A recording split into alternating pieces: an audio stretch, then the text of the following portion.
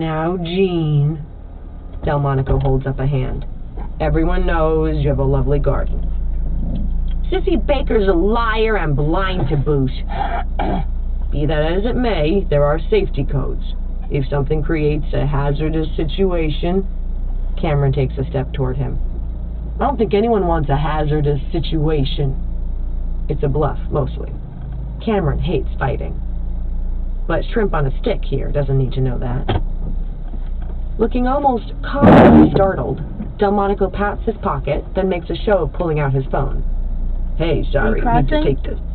Okay. Cameron snickers. The old fake phone call. This guy sucks. Just trim it back a little, okay, Jean? As he crunches down the gravel walkway toward...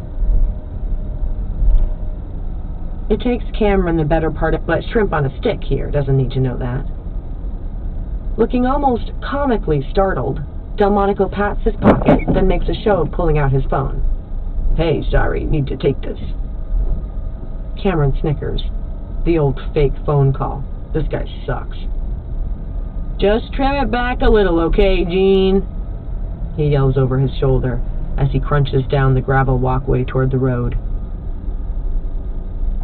It takes Cameron the better part of an hour to prune the clematis, fielding Aunt Jean's picky instructions while balanced on a stepladder. A little more there. No, not so much. Trim down the left. I meant right. No, I meant left. Down below, Aunt Jean collects the snipped-off stems and purple flowers in a yard waste bag. Is that thing about the snakes true, Cammy? Sure it is. He climbs down the ladder. Aunt Jean frowns. So for real, no snakes in my clematis, right? Cameron glances at her sidelong as he strips off his gloves. Have you seen a snake in your clematis? No. Well, there's your answer. Aunt Jean grins, opening her back door, shoving aside a stack of newspapers with the tip of her cane. Stay and visit, hon. Do you want coffee, tea, whiskey? Whiskey? Seriously?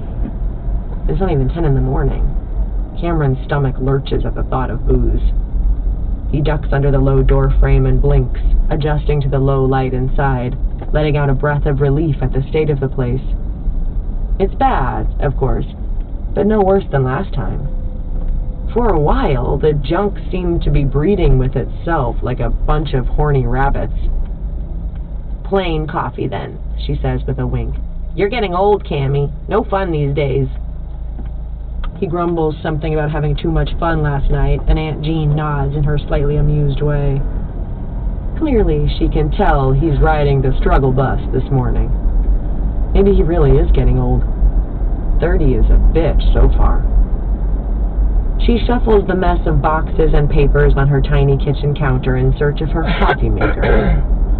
Cameron picks up the paperback sitting on top of a pile of junk that has nearly buried her rickety little desk, an ancient desktop computer humming somewhere beneath the heap. The book is a romance, one of those ones with a shirtless, muscled guy on the front. He tosses it back down, causing a stack of piled-up crap to cascade to the carpet.